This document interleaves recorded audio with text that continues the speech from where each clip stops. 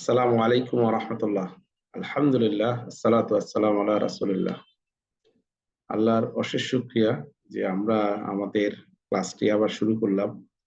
আহ ইসলামের শিক্ষায় আখলাক এই সিরিজে আমরা ক্লাস করছিলাম, যেখানে আমরা সূরা হুজরাত এবং আখলাক এটা নিয়ে আলাপ করতেছিলাম। আল্লাহ সুবহানাহু ওয়া তাআলা সাথে আমাদের আখলাক এটা ছিল আমাদের আখলাকের প্রকারভেদের প্রথমটা নিয়ে আলাপ।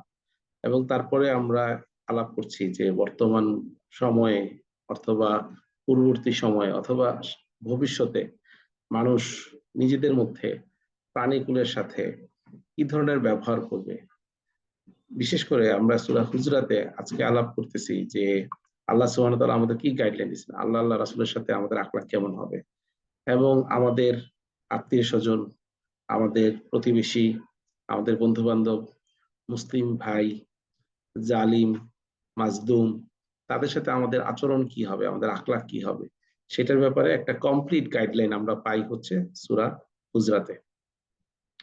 সূরা হুজরাতে আমরা প্রথম 12টি আয়াত দেখেছিলাম। তো আজকে আমরা 12 নম্বর আয়াত থেকে ইনশাআল্লাহ দেখার চেষ্টা করব। আমরা কোরআন সুন্নাতে যখন যেগুলো পড়ি দেখা যায় এগুলো শুনতে আমাদের খুব ভালো লাগে।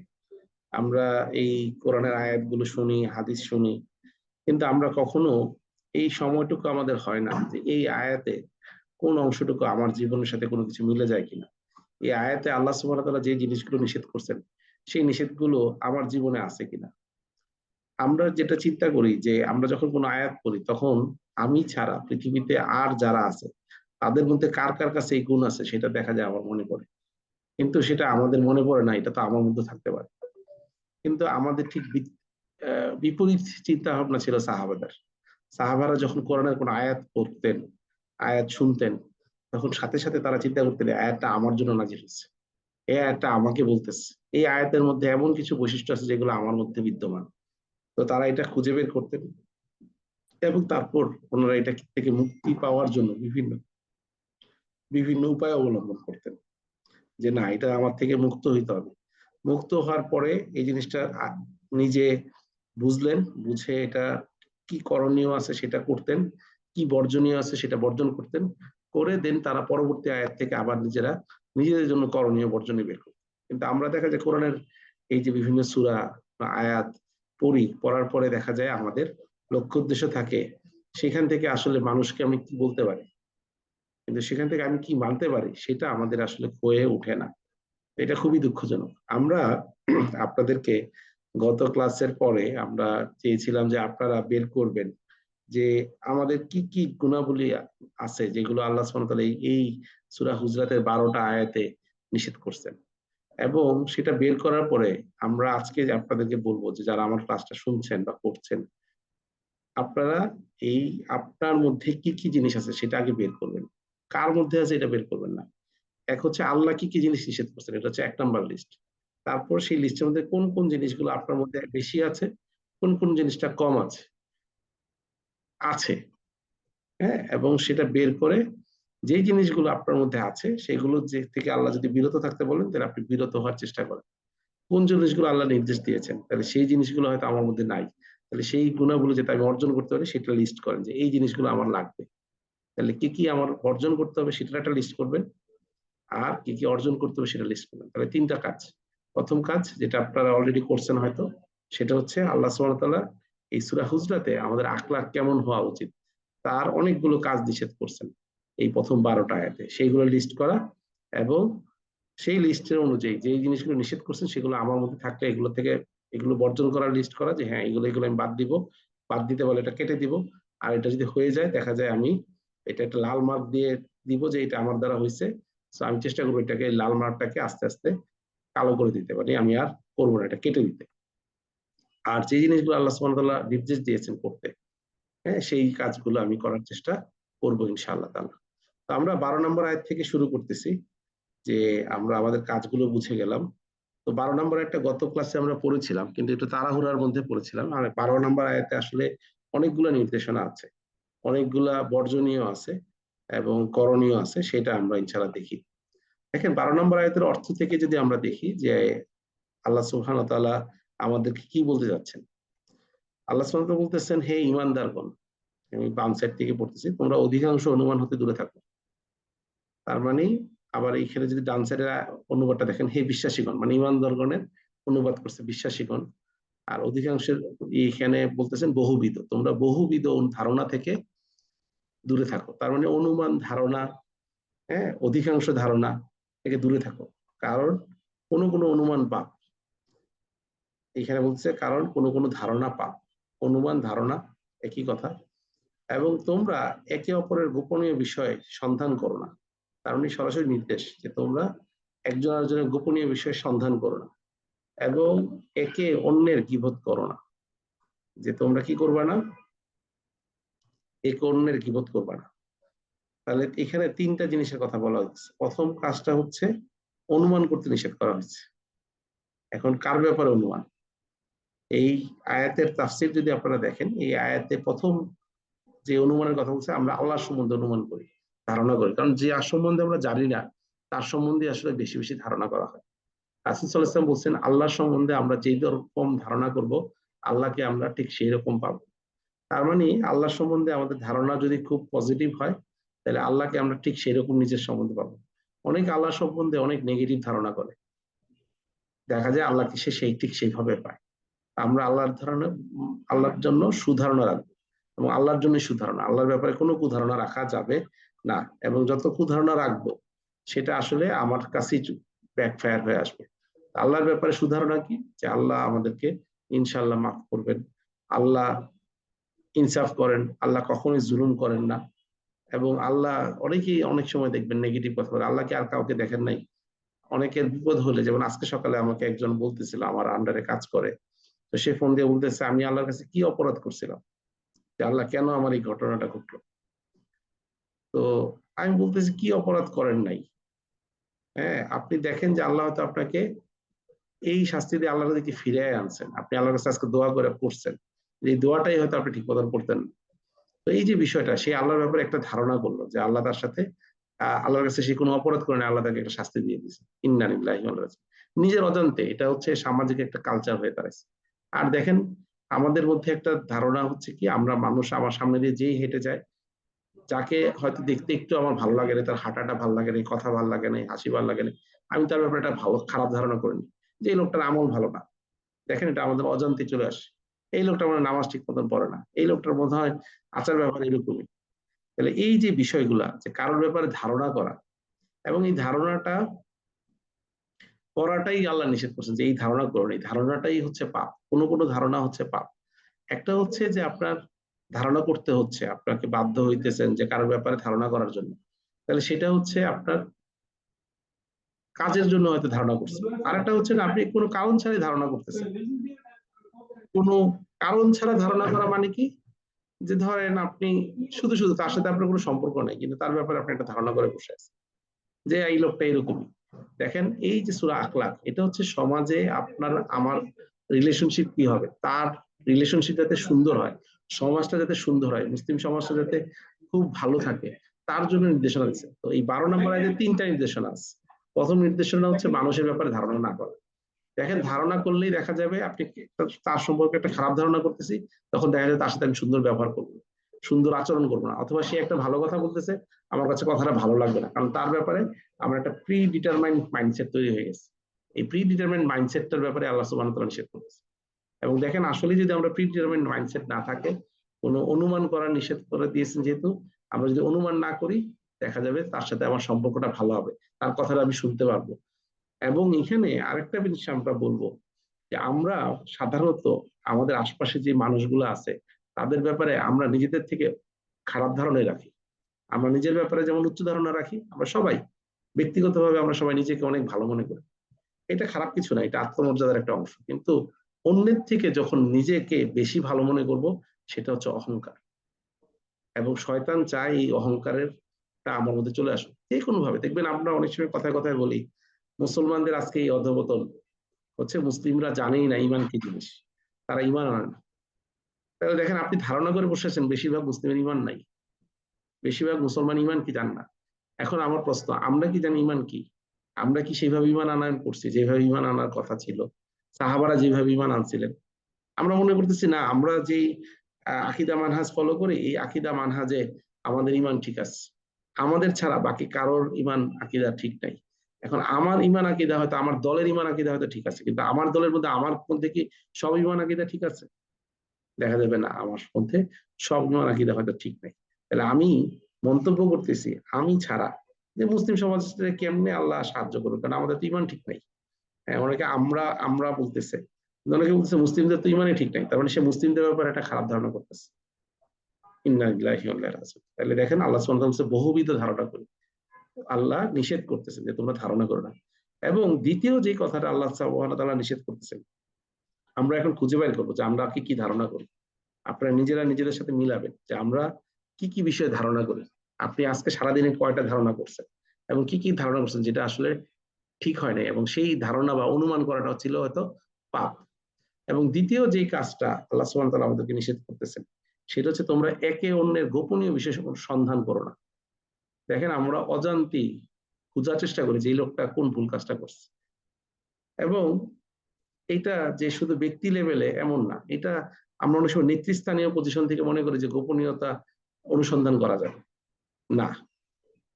নেতৃস্থানীয় থেকেও গোপন অনুসন্ধান করা যায়, ইভেন ইসলামিক সরকারও কারোর গোপনীয়তা ভঙ্গ করতে পারে না। এটা ওমর রাদিয়াল্লাহু তাআলার একটা ঘটনা আছে। ওমর রাদিয়াল্লাহু তাআলা একবার রাত্রে বের হয়েছিলেন এবং ওনার সাথে আরেক সাহাবী ছিলেন।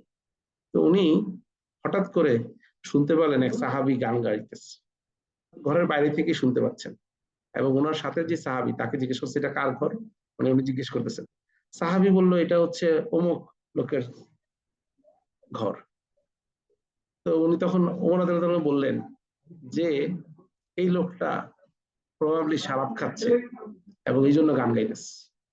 তখন সাহাবীকে উত্তর দিলেন, বললেন আমরা আসলে আল্লাহ যেটা নিষেধ করছেন সেটা করতেছি। সে কি করতেছে তার থেকে ইম্পর্টেন্ট হচ্ছে, গুরুত্বপূর্ণ হচ্ছে আল্লাহ আমাদেরকে একটা জিনিস নিষেধ নিষেধ করছিলেন, আমরা সেটা লঙ্ঘন করলাম। ও বললেন সেটা কি? তখন সেই সাহাবী বললেন যে আল্লাহ নিষেধ করছিলেন আমাদেরকে, আমাদেরকে নিষেধ করেছিলেন যে কারোর গোপনীয়তা না খুঁজতে, কারণ সে ঘরের ভিতরে শরাব খাচ্ছে, এটা তো গোপন আছে, এটা তো কেউ চোখে দেখতেছে না। কিন্তু আমরা প্রথম হচ্ছে তার আওয়াজ শুনেই বুঝতে পারলাম বা ধারণা করছি যে সে শরাব করতেছে, এবং আমি এখন তার অনুসন্ধান করতেছি যে সে কোন জায়গার, হ্যাঁ সে কোন কার বাড়ি, কার গলা। তার মানে এই যে গোপনীয়তা, এটা ওমর রাদিয়াল্লাহু তাআলা তখন আমিরুল মুমিনিন, এমন না উনি তখন সাহাবী হিসেবে আছেন যে আবু বকরের সময় বা রাসূল সাল্লাল্লাহু আলাইহি ওয়াসাল্লামের সময়, উনি তখন সরকার প্রধান। সরকার প্রধান হিসেবে উনি রাতের বেলায় খুঁজে বের করতে যাইতেন যে কে অভাবে আছে, কে কষ্টে আছে, কার কি কষ্ট লাঘব করা যায়। কিন্তু তার সামনে একটা দোষ চলে আসছে। তো তখনও আরেক সাহাবী ওনাকে মনে করে দিচ্ছেন না আল্লাহ নিষেধ করছেন কারো দোষ সন্ধান করুন। এবার চিন্তা করেন তো আমার আপনার মধ্যে, আমার সামনে দিয়ে কারোর কোনো কথা, কোনো কাজ, আমরা যারা শিক্ষক মানুষ দেখা যায় কোনো একটা ছাত্র ছাত্রী ভুল করছে, সাথে সাথে আমরা লেগে যাই যে কিভাবে এর ভুলটা বের করা যায়, এই বাসায় কি কি খারাপ কাজ করছে। হ্যাঁ, একটা হচ্ছে সংশোধনের নিয়তে, কিন্তু সংশোধনের নিয়তটা অনেক সময় থাকে না আমাদের, এবং সংশোধনের নিয়ত আসলে এইভাবে করে অনুসন্ধান করা উচিত না। তারপরেও আমরা করি, আমাদের হাওয়ার কারণে আমরা অনেক সময় চিন্তা করি না আমরা কি করতেছি, কারণ আমরা নিজেদেরটাকে মনে করি আমরা হচ্ছি সব এই বুলেট প্রুফ বলে না, আমরা হচ্ছি ভুল প্রুফ, কোনো মিস্টেক হয় না আমাদের, আমাদের কোনো ভুল হয় না। আমরা যেহেতু নামাজ পড়ি, আমরা যেহেতু সহি আকীদা সহি মানার জন্য চলি, অথবা আমরা যেহেতু সহি ভাবে কোরআন হাদিস মানার চেষ্টা করি, তার মানে আমাদের আর কোনো ভুল হবে না, আমরা সব কাজ জায়েজ হয়ে গেছে। দেখেন সূরা হুজরাতের আলোকে যদি আমরা চিন্তা করি, তাহলে আমরা আমাদের প্রতিদিনের কাজ করবে মানুষের কত অন্যায় বা ভুল যেটা হচ্ছে গোপন রেখেছেন আল্লাহ সুবহানাহু ওয়া তাআলা, সেটা গোপন বিষয়ে আমরা অনুসন্ধান করছি। সে বাসায় কি করে, হ্যাঁ তার কাজকর্ম থেকে বোঝা যাচ্ছে সে বাসায় এই কাজটা করে দেখে সে হয়তো এই স্কুলে সেটা করতেছে বা অফিসে সেটা করতেছে, কিন্তু আমি তাকে খুঁটায় খুঁটায় জানার চেষ্টা করবো না যে সে গোপন কি করছে। হ্যাঁ, তাকে সংশোধন করার চেষ্টা করবো যে অনেকে এটা দেখে, অনেকে এরকম কাজ করে, এই জন্যই এই বিষয়টা হয়, যেটা আমরা জানতে পারছি বা বুঝতে পারতেছি। কিন্তু সেটা আমরা সুন্দর করে পজিটিভ ওয়েতে বলবো, নাইলে আসলে সমাজে ভারসাম্য থাকবে না, কেউ কাউকে বিশ্বাস করবে না, সবাই সবার পিছনে লেগে থাকবে। আচ্ছা আমিও তোমারটা খুঁজে বের করি, একজনেরটা আমি গোপনীয় বিষয় করছি। এবং আল্লাহ সুবহানাহু ওয়া তাআলা এখানে বলতেছে কেউ যদি কারোর গোপনীয় বিষয় অনুসন্ধান করে, আল্লাহ তার গোপনীয় বিষয় অনুসন্ধান করা শুরু করে দিবে। এবং আল্লাহ যদি কারো গোপনীয় বিষয় অনুসন্ধান করা শুরু করে, তাহলে আল্লাহ তাকে তার ঘরের মধ্যে বেসম্মান করবেন, বেইজ্জতি করবেন। আল্লাহ আমাদেরকে হেফাজত করুক। আমরা যা ভুল করে ফেলছি তার জন্য আল্লাহর কাছে তওবা করতেছি। আমার কথা কি সবাই বুঝতে পারছেন? চ্যাটে লিখতে পারেন ইয়েস নো। যে প্রথম কাজ বললাম যে মানুষের ব্যাপারে বা কোনো কিছুর ব্যাপারে অধিকাংশ অনুমান করা, এটা আল্লাহ সুবহানাহু ওয়া তাআলার ব্যাপারে অনুমান হইতে পারে। তাহলে আল্লাহ সুবহানাহু ওয়া তাআলার ব্যাপারে অনুমান করা যাবে না, কারোর ব্যাপারেই কোনো খারাপ ধারণা করা যাবে না, অনুমান করা যাবে না, যেটা আল্লাহ সুবহানাহু ওয়া তাআলা বলছেন এটা করা পাপ। তার মানে আল্লাহ একেবারে পাপ মানে কি গুনাহ, এটাতে জন্য শাস্তি আছে, তার মানে সেটা আল্লাহ নিষেধ করে দিলেন। দ্বিতীয় হচ্ছে কারোর গোপনীয় বিষয় সন্ধান করবেন, এটা আল্লাহ নিষেধ করে দিচ্ছেন। তৃতীয় যে বিষয়টা যেটা নিয়ে আমরা গতকাল আলাপ করছি সেটা হচ্ছে যে আল্লাহ নিষেধ করছেন সেটা হচ্ছে গীবত না করতে। এবং গীবত করাটা এত অপছন্দনীয় যেটার জন্য আল্লাহ আবার একটা উদাহরণ দিয়ে বুঝাইছেন যে মৃত ভাইয়ের গোস্ত খাওয়া কে পছন্দ করো? না, তোমরা এটা কি ভিন্ন, এটাকে অপছন্দই করো। সুতরাং আল্লাহ বলতেছেন আর তোমরা তাকওয়া অবলম্বন করো। এবং যেখানে আল্লাহ শেষ করছে নিশ্চয়ই আল্লাহ তওবা গ্রহণকারী। তওবা মানে কি? ফিরে আসা। যে আল্লাহর কাছে মাফ চাইলো এবং আল্লাহর কাছে ফিরে আসলো, আল্লাহ ফিরে আসলে খুব খুশি হন। যে ফিরে আসছে আল্লাহ তাকে গ্রহণ করে। যে তুমি আমার থেকে দূরে চলে গেছিলে, মানে একটা গুনাহ করা, একটা পাপ করা মানে আল্লাহর থেকে দূরে সরে যাওয়া। আর গুনাহ থেকে ফিরে আসা মানে তওবা করা, তার মানে আল্লাহর দিকে ফিরে আসা। তখন আল্লাহ তাকে ফিরে আসলে গ্রহণ করে। অনেক সময় বাবা মা বলে তুমি আমার ছেড়ে চলে গেছিলা, যাও তোমার আর ঘরে ঢুকতে দিব না, তুমি যেখানে গেছিলা ওইখানেই থাকো। না, আল্লাহ সুবহানাহু, এটা তো রাগ করে বলে, কিন্তু হয়তো বাবা মা আবার গ্রহণ করে। কিন্তু আল্লাহ বলতেছেন আল্লাহ তওবা গ্রহণকারী। তার মানে তুমি যদি আল্লাহর কাছে ফিরে আসো, ইস্তেগফার করো এবং তওবা করো, আল্লাহ তোমাকে গ্রহণ করবেন। এবং আল্লাহ কি? পরম দয়ালু, রহমান রাহিম, তাই না? তাওয়াবুর রাহিম, যিনি তওবা গ্রহণ করেন এবং হচ্ছে রহিম, দয়ালু। তার মানে আমরা যারা এই কাজগুলো করে ফেলছি বা করি, তাহলে আমাদের ফিরে আসার সুযোগ আছে। আমরা হতাশ হওয়ার কিছু নাই। আমার মধ্যে এই গুণাবলী থাকতে পারে, তা আল্লাহ বলতেছে এই গুণাবলী থেকে ফিরে আসো। এই এই দোষগুলা, এই ত্রুটিগুলো যদি তোমার মধ্যে না থাকে, তুমি যদি মানুষের ব্যাপারে ধারণা করা বন্ধ করো, হ্যাঁ, তুমি মানুষের গোপনীয়তা সার্চ করতা, গোপনীয়তা অনুসন্ধান করতা, এটা আর করো না। এবং মানুষের গীবত তুমি অজান্তেই করতেছো। অনেক সময় আমরা অজান্তেই, সাহাবারা জিজ্ঞেস করছে যদি আমার ভাইয়ের মধ্যে এই বিষয়টা থাকে, বলছে যদি বিষয়টা থাকে এবং সত্যি হয় এটাই গীবত, যে সে শুনতে অপছন্দ করতো। আর যদি না থাকে তাহলে তুমি অপবাদ দিলা। তাহলে আমরা 12 নম্বর আয়াত থেকে 3টা জিনিস পাইলাম। এই 3টা কাজ আমাদের মধ্যে আছে কিনা আমরা খুঁজে দেখি, এবং খুঁজে থাকলে আমরা আমাদের আগামী দিন থেকে, আজকে থেকে চেষ্টা করব যে আমার দ্বারা এরকম কোনো কাজ যাতে সচেতন ভাবে না হয়। যদি হয়ে যায় আমরা তওবা করব, এবং আমাদের আগে কি কি হয়েছে আমরা একটু চিন্তা করব যাতে আমরা এই কাজটা সামনে না হয়। আগে যেটা করছি এটা যদি খুঁজে বের করতে পারি যে হ্যাঁ আমি এই জিনিসগুলো করছিলাম, হ্যাঁ ধারণা করছিলাম মানুষের ব্যাপারে, এবং আমি কি করছিলাম, মানুষের গোপন বিষয়ে অনুসন্ধান করছিলাম, অথবা আমি এরকম গীবত করেছিলাম, তখন দেখা যাবে যে আল্লাহর কাছে তখন বলবো যে আল্লাহ এই বিষয়গুলো আমার দ্বারা হয়েছিল। এটা কাউরে বলার দরকার নাই, কিন্তু এটা আপনার নিজের জানা দরকার যে আমার দ্বারা এগুলো হয়েছিল। অনেক সময় আমরা আমাদের গুণাগুলা রেকগনাইজ করি না, এবং দেখবেন যারা অনেক গুণা করে তাদের একটা ধারণা হচ্ছে আমরা কখনো গুনাই করি না। তারা বলে আমার তো কখনো গুনাহ হয়নি। অনেকেই দেখবেন যে সে হয়তো নামাজই পড়ে না ঠিক মতন, সে বলতেছে না আমার তো কোনো গুনাহ হয় না, হ্যাঁ, বা আমি তো কখনো জেনে শুনে কোনো খারাপ কাজ করি নাই। তখন অটোমেটিক কি হয়, সে বুঝতেছেই না সে গুনাহ করতেছে। তাহলে এরকম যাতে না হয়, তাহলে সে আর গুনাহ থেকে ফেরত আসতে পারে না। কিন্তু আপনার মধ্যে যদি এই উপলব্ধি থাকে যে না আমার দ্বারা গুনাহ হয়, তাহলে অটোমেটিক দেখা যাবে আল্লাহ আপনাকে রাস্তা করে দিবেন। আল্লাহর কাছে তখন আপনি চাবেন যে আল্লাহ আমাকে এই গুনাহ থেকে বেঁচে আসার তৌফিক দান করুন। ইনশাআল্লাহ আল্লাহ আপনাকে তৌফিক দান করবেন। আল্লাহ আমাদের সবাইকে তৌফিক দান করুন। দেন 13 নম্বর আয়াতে আল্লাহ বলতেছেন হে মানুষ, আমরা তোমাদেরকে সৃষ্টি করেছি এক পুরুষ ও এক নারী থেকে। তার মানে আল্লাহ মানুষের সম্পর্কটা বুঝাইতেছেন যে তোমরা একটা সিঙ্গেল কাপল থেকে আসছো, একটা পুরুষ এবং একটা নারী, এক পেয়ার কাপল থেকে, যে তোমরা আদম এবং হাওয়ার সন্তান। তার মানে সবার বাবা মা, আদি বাবা মা এক। তাহলে সবার আদি বাবা মা যদি এক হয় তাহলে আমরা একটা পরিবারের অংশ একসাথে। তাহলে তোমরা বিভক্ত, এবং তোমাদেরকে তারপর আল্লাহ আবার বলতেছেন কি করছে, যেহেতু তোমরা এক পরিবারের, কিন্তু তোমরা এক পরিবারে থাকো নাই, পরে তোমাদেরকে বিভক্ত করেছি বিভিন্ন জাতি ও গোত্রে। তারপরে আল্লাহ এর মধ্যে আবার জাতি গোত্র তৈরি করে দিচ্ছে। এবং এটা কেন করছেন বলতেছে যাতে তোমরা একে অপরের সাথে পরিচিত হতে পারো। এই যে আমরা বিভিন্ন ভাষায় কথা বলি, এক একজনের উপাধি এক এক রকম।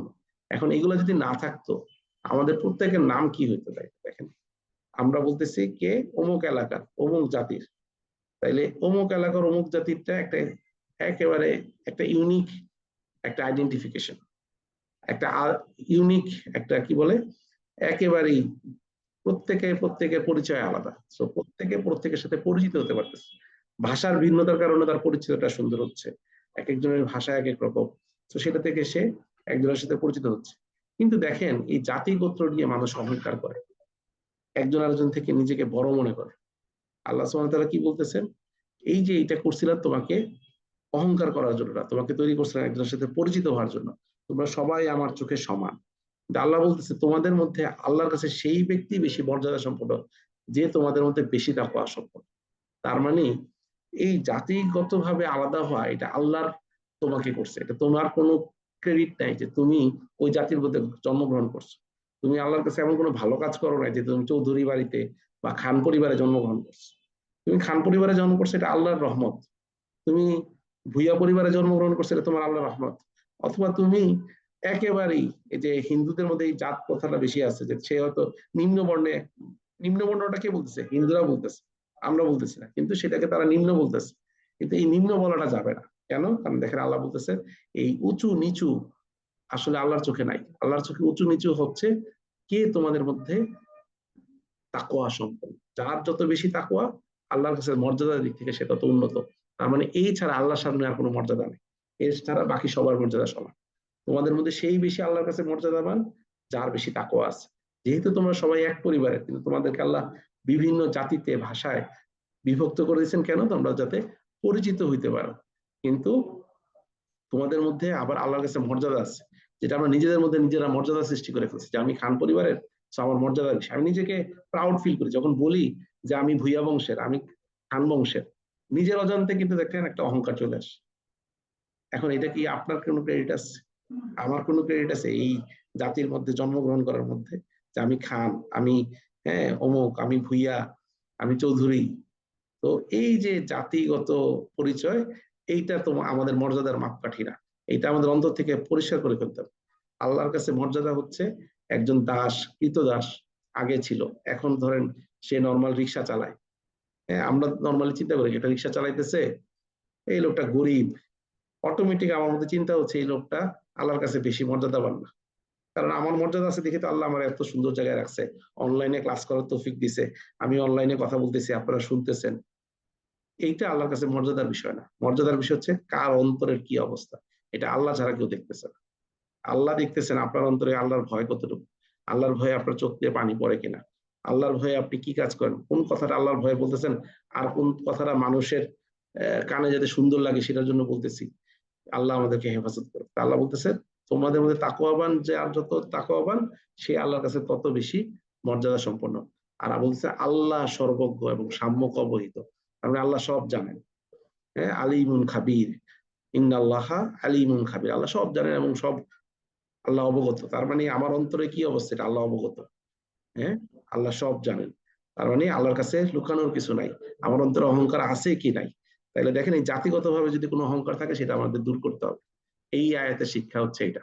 আর এই আয়াত থেকে আমরা নিতে পারি যে আমার মধ্যে কোনো এই মর্যাদা সম্পন্ন বোধের কোনো ধারণা আছে কিনা। যদি থাকে, সেই মর্যাদার সম্পন্ন বোধটা হবে আমি আল্লাহকে বেশি ভয় পাই। যে যত বেশি আল্লাহকে আমাদের মধ্যে ভয় পায়, আল্লাহর কাছে তার মর্যাদা তত বেশি। আর এটা মানুষের চোখে মর্যাদা হইলে হবে না। মানুষের চোখে কেউ কাউকে মর্যাদা বেশি দেয়, কম দেয়, কিন্তু আসলে এটা আল্লাহর চোখে কোনো মর্যাদা নেই। আল্লাহর চোখে মর্যাদা হচ্ছে তাকওয়া, আল্লাহর ভীতি। এইবার দেখেন 14 নম্বর আয়াতটা আমরা আগেও আলাপ করছি কোনো একটা জায়গায়, কিন্তু এখানে আল্লাহ খাস করে এই আয়াতটা আমাদের এই আলোচনায় চলে আসলো আখলাকের মধ্যে। সেটা হচ্ছে বেদুইনরা বলে। বেদুইন মানে কি? যারা আরবে গ্রামে থাকে, মানে মরুভূমিতে থাকে। আমাদের এখানে যে ধরেন গ্রামে থাকে, কারণ আমাদের এখানে তো আর মরুভূমি নেই, শহরের বাসিন্দা না তারা, তারাই হচ্ছে বেদুইন। বা যাদের ধরো যাযাবর বলা হয়, বেদুইনদেরকে যাযাবর ছিল। তার মানে তারা আসলে এত বেশি শিক্ষিত না, এত বেশি সভ্যতার আলো দেখে নাই যেটাকে আমরা সভ্যতা বলতেছি। তো বেদুইনরা বলে আমরা ইমান আনলাম। বলুন তোমরা ইমান আনোনি, বরং তোমরা বলো আমরা আত্মসমর্পণ করেছি, কারণ ইমান এখনো তোমাদের অন্তরে প্রবেশ করেনি। আর যদি তোমরা আল্লাহ তার রাসূলের আনুগত্য করো, তবে তিনি তোমাদের আমল সমূহ সওয়াব সামান্য পরিমাণও লাঘব করবেন না। নিশ্চয়ই আল্লাহ ক্ষমাশীল, পরম দয়ালু। তার মানে হচ্ছে ইমান আনা এটা একটা উপরের লেভেলের কাজ। উপরের লেভেলের কাজ কি? ইমানটা আসলে অন্তরে আনতে হবে, এমন বিশ্বাস যে অন্তরের মধ্যে ওটার ব্যাপারে তার কোনো নিষ্কুল সংকোচ নাই। এখন ধরেন আমাদের মধ্যে অনেকের অনেক বিষয়ে সংকোচ থাকতে পারে, অনেকের জানার কমতি থাকতে পারে, কিন্তু দেখা যায় আমি 5 ওয়াক্ত সালাত পড়ি, আমি আল্লাহর হুকুমগুলো মানি, রোজা রাখি, তার মানে সিয়াম রাখি, রমজান মাসে সিয়াম রাখছি সবাই, তারপরে আমরা জাকাত ফরজ হলে জাকাত দেই, আমরা কালেমা মুখ দিয়ে উচ্চারণ করতেছি, এগুলো সব হচ্ছে ইসলামে প্রবেশ করা। এটা নিয়ে আমরা গত আমাদের অনেক আলাপ করছি যে ইসলামে প্রবেশ করছে, আমি আত্মসমর্পণ করতেছি। কিন্তু ইমান মানে হচ্ছে ওই যে ইমানের যে 6টা বিষয়, যে আল্লাহর উপর বিশ্বাস, হ্যাঁ, মালাইকের উপর বিশ্বাস, কিতাবের উপর বিশ্বাস, রাসূলের উপর বিশ্বাস, এবং আখিরাতে বিশ্বাস, এবং তকদিরের ভালো মন্দের উপর বিশ্বাস, এই যে 6টা জিনিসের বিশ্বাস, এটা হলো ইমান। আর এই ইমানটা অন্তরের মধ্যে থাকে। আর যদি তোমরা আল্লাহ তার রাসূলের আনুগত্য করো, তবে তিনি তোমাদের আমল সমূহের সওয়াব সামান্য পরিমাণও লাঘব করবেন না। তার মানে তুমি ইমান আনো নাই, কিন্তু তোমরা যদি আল্লাহ রাসূলের আনুগত্য করো, আল্লাহ রাসূল যা বলছেন তাই করো, তাহলে তোমাদের সওয়াব কমবে না, এবং নিশ্চয়ই আল্লাহ ক্ষমাশীল পরম দয়ালু। তার মানে তোমাদের ভুল হবে, যারা ইমান আনার দাবি করতেছো কিন্তু ইমান হয়তো প্রবেশ করে নাই, কিন্তু তোমরা হচ্ছে আল্লাহ রাসূলের আনুগত্য করতেছো, কিন্তু আল্লাহ কি তোমাদের যে ভুল ভ্রান্তি হয় বিশ্বাসের কমতির কারণে, হ্যাঁ, অনেক সময় দেখা যায় আখিরাতের বিশ্বাসটা তো আমাদের ঘাটতি থাকে, এই জন্য আমরা নামাজ পড়তে গিয়ে আলস্য বোধ করি, কিন্তু আল্লাহ বলতেছেন যে তুমি যদি বুঝতে পারো যে হ্যাঁ তোমার ভুল হয়েছে, আল্লাহ ক্ষমা করে দিবেন। কিন্তু আমরা আমাদের চেষ্টা থাকবে যাতে আল্লাহ আমাদেরকে ইমানদার করে দেয়। এবং এখানে আল্লাহ বলতেছেন তারাই তো মুমিন, মানে তাদের ইমান প্রবেশ করছে কারা? যারা আল্লাহ তার রাসূলের প্রতি ঈমান এনেছে। দেখেন আগেরটা ছিল আনুগত্য, যে যারা আনুগত্য করছো তাদেরকে আল্লাহ কমাবেন না, তাদের সওয়াব কমাবেন না, মানে তাদের পুরস্কার কমাবেন না। আর আল্লাহ ক্ষমাশীল, ওটাও বলছেন। আর এখানে বলতেছেন তারাই তো মুমিন, মানে যাদের অন্তরে ঈমান প্রবেশ করছে। কারা? এই ঈমানের প্রকাশটা আছে, কি প্রকাশটা কি? যারা আল্লাহ ও রাসূলের প্রতি ঈমান এনেছে এবং তারা সন্দেহ পোষণ করেনি, তার মানে মনে কোনো সন্দেহ নেই, এবং তাদের জীবন ও সম্পদ দিয়ে আল্লাহর পথে জিহাদ করছে। তার মানে আমার জীবন এবং সম্পদ আল্লাহর রাস্তায়। আল্লাহর রাস্তা কি, এটা আমাদের খুঁজে বের করতে হবে। তারাই সত্যনিষ্ঠ, মানে তারা তাদের দাবিতে সত্যবাদী। কারা? যে আমরা ইমান আনছি। এখন ইমান আনলে আপনাকে ওই বিশ্বাসের আউটপুটটা কি? এই আউটপুটটা হচ্ছে আল্লাহর পথে স্ট্রাইক করা, আল্লাহর পথে জিহাদ করা, আল্লাহর পথে সংগ্রাম করা। অনেকে জিহাদ শব্দটা বলতে ভয় পায়, কারণ এখানেও আল্লাহর প্রতি ইমানের একটা বিষয়, তাওয়াক্কুলের বিষয়। জিহাদ বলতে সাহাবারা যেটাকে বলতো সেটাই জিহাদ, সালাফরা যেটাকে জিহাদ বলতো সেটাই জিহাদ। আমরা যেভাবে জিহাদ বলি সেটা না। তো আল্লাহর পথে জিহাদ করতে হলে আপনার সেই পরিমাণ ইমান থাকতে হবে, সেই পরিমাণ আল্লাহ আপনার জীবন এবং সম্পদ দেওয়ার মতন মানসিকতা থাকতে হবে। তার মানে হচ্ছে আপনি আল্লাহ রাসূলকে বিশ্বাস করেন, কারণ বিশ্বাস করেন দেখেই আপনি আপনার সম্পদ ত্যাগ করতে পারবেন। বিশ্বাস করেন দেখেই আপনি আপনার জীবন যদি চলে যাওয়ার সম্মুখীন হয়, আপনি বলুন আল্লাহ রাসূলের জন্য আমি আমার জীবনও দিয়ে দিতে রাজি আছি। তাহলে এইটাই হচ্ছে সত্যবাদিতার ইয়ে। এবং এবং সাদিকুন, এবং এই সত্যবাদিতা মানে কি? আপনি সাক্ষী দিচ্ছেন, তখন হচ্ছে আপনি সুহাদা, যদি আপনার আসলে জীবন চলে যায় তখন আপনি যাবেন যে সাক্ষীদাতা, শহীদ হয়ে যাবেন। আচ্ছা, আমরা 16 নম্বর আয়াতে যাই। বলুন তোমরা কি তোমাদের দিন সম্পর্কে আল্লাহকে অবগত করাচ্ছ? তার মানে আমরা অনেকেই মনে করতে পারি যে আমরা তো মুসলিম না, আমরা ইমানদার। তার মানে আমরা কি মুসলিম, মানে আমরা কি ইসলাম প্রবেশ করছি, নাকি আমরা মুমিন হইছি? মুসলিম মানে হচ্ছে যে আত্মসমর্পণ করছে, মুমিন যে ইমান আনছে। তাহলে মুসলিম সেই মনে হয়তো সন্দেহ আছে, কনফিউশন আছে, কিন্তু সে আল্লাহ রাসূলকে আনুগত্য করে। মুমিন সে আল্লাহ রাসূলের প্রতি বিশ্বাস করতেছে, আল্লাহ রাসূলের প্রতি বিশ্বাস আনছে, কোনো সন্দেহ নেই, এবং সে তার জীবন এবং সম্পদ আল্লাহ রাস্তায় দিতে পারবে, আল্লাহর রাস্তায় জিহাদের জন্য সে দিতে পারবে। তাহলে সে হচ্ছে মুমিন। এখন আল্লাহ বলতেছেন এই যে তোমরা কি মুসলিম না মুমিন, এটা আল্লাহকে জানাইতে পারবে না। বলুন তোমরা কি তোমাদের দিন সম্পর্কে, মানে আমাদের ভিতরে কি ইমান আছে যেটা আমাদের যে দিন, এই সম্পর্কে কি আল্লাহকে অবগত করাচ্ছ, মানে আল্লাহকে কি তুমি জানাবা? না আমরা কি আল্লাহকে জানানোর কোনো দরকার আছে? কারণ আল্লাহ তো সব জানেন। অথচ আল্লাহ জানেন যা কিছু আছে আসমান সময় এবং যা কিছু আছে জমি, মানে আসমান জমিনে যা আছে সবই আল্লাহ জানেন। তো তোমার অন্তরে কি আছে এটা আল্লাহ জানেন না? সুতরাং আল্লাহকে জানানোর কিছু নাই, আল্লাহকে বুঝ দেওয়ার কিছু নাই। আল্লাহকে আমরা অনেক সময় বুঝ দেওয়ার চেষ্টা করি যে না আল্লাহ আমি এই কাজ করতেছি, এইভাবে করে আল্লাহ আমি তোমার কাজ করতেছি, আল্লাহ আমি তোমার ইমান মুমিন। তাহলে আমাদেরকে প্রশ্ন করতে হবে আমি কি অন্য অবস্থায় আছি। আর আল্লাহ সবকিছু সম্পর্কে সাম্য, মানে সবকিছু সম্পর্কে আমার অন্তরে ইমানের কি অবস্থা, আমার দিনের ব্যাপার কে জানেন? আল্লাহ সুবহানাহু ওয়া তাআলা জানেন। 17 নম্বর আয়াতে আল্লাহ কি বলতেছে দেখেন। দেখেন আমাদের মধ্যে একটা উপলব্ধি আছে, দেখেন এই উপলব্ধিটা অনেক সময় কি করে, এই যে আমাদের আল্লাহর সাথে ব্যবহার আচরণের মধ্যে ঘাটতি করে দেয়। যে তারা ইসলাম গ্রহণ করে আপনাকে ধন্য করেছে মনে করে। তার মানে আমরা অনেক সময় মনে করি যে আমরা ইসলাম গ্রহণ করছি, তার মানে আল্লাহ ধন্য হয়ে গেল বা রাসূল সাল্লাল্লাহু আলাইহি ওয়াসাল্লাম ধন্য হয়ে গেল, ওই সময় বেদিনরা মনে করতো বা যারা মুনাফিক ছিল তারা মনে করতো যে তারা ইসলাম গ্রহণ করে তোমাকে ধন্য করেছে বলে মনে করে। বলো তোমাদের ইসলাম গ্রহণ, যে তোমরা যে ইসলাম গ্রহণ করছো আমাকে ধন্য করছো বলে মনে করো না, বরং আল্লাহ ইমানের দিকে পরিচালিত করে তোমাদেরকে ধন্য করেছে, যদি তোমরা সত্যবাদী হও। তার মানে আল্লাহ আমাদেরকে ইমানের দিকে ধাবিত করে আমাদেরকে সৌভাগ্যবান করছেন, আমরা ধন্য। মুসলিম হিসাবে আমরা কৃতজ্ঞ আল্লাহর প্রতি, কিন্তু আমরা এখানে অহংকার করার কোনো বিষয় নেই। মানে যে কোনো একটা ভালো কিছু হওয়ার পরে কি হয়, আমাদের মধ্যে অহংকার চলে আসে। যেমন ধরেন আপনি কোরআন হিফজ করা শুরু করছেন ধরেন, অথবা ধরেন কোরআন হিফজ করে শেষ করে ফেলছেন, অনেকগুলো কোরআন সূরা পারেন, এর মানে কি আল্লাহ ধন্য হয়ে গেলেন? না। আপনি কোরআন হিফজ করছেন আপনার নিজের প্রয়োজনে, আল্লাহ এটা করে আপনাকে করার সুযোগ করে দিয়ে আপনাকে ধন্য করছেন। তো ওই জন্য আপনার কৃতজ্ঞতা বোধ থাকবে যে আলহামদুলিল্লাহ আল্লাহ আমাকে এতটুকু পড়ার সুযোগ দিচ্ছে। কিন্তু অনেক সময় কি হয়, আমার অজান্তেই অহংকার চলে আসে। আমরা মনে করি দেখো আমার ভিতর ইমান আছে দেখি আমি এতগুলো আয়াত মুখস্থ করছি। না, আমার ভিতর ইমান আছে দেখি করি নাই, আল্লাহ আমাকে সুযোগ দিচ্ছে দেখে আমি করছি। ইমানের দিকে আল্লাহ পরিচালিত করছেন, কিন্তু আল্লাহ আবার ইমান থেকে আমাকে অন্য পথেও নিয়ে যেতে পারে। এই জন্য আল্লাহ কাছে দোয়া করবো, আল্লাহ আমার ইমান আনার পরে আমাকে কি করো না, গুমরা করে দেনা। সূরা আল ইমরানের ৮ নম্বর আয়াত, শেষ আয়াত। এটা পরে আমরা আজকে শেষ করি, তারপর ইনশাল্লাহ আগামী ক্লাসে এটা সূরা হুজরাতের পুরো জিনিসটা নিয়ে আমরা করণীয় বর্জনের একটা লিস্ট করব। এবং আপনাদেরকে যেটা বললাম যে আপনারা নিজেরা এই হুজরাতটা পড়ে কি কি জিনিস আল্লাহ আদেশ করছেন, আমাদের করণীয় কি, আর কি কি জিনিস বর্জন করার জন্য নির্দেশ করছেন, তো করণীয় এবং বর্জনীয় এটা বের করে আপনার সাথে কোনগুলো মিলে যায় সেইগুলো আপনি একটা চেক লিস্ট করেন এবং একটা ডেডলাইন করেন, একটা টাইম লাইন করেন, যে এর মধ্যে আমি এগুলা থেকে আজকে থেকে চেষ্টা করবো যে আমার যাতে একটাও না হয়ে যায়। যদি হয়ে যায় আমি সাথে সাথে এটা নোট করবো, যেটা হয়েছে আল্লাহর কাছে ইস্তেগফার করবো, তওবা করবো, আমি যাতে এটা না করে।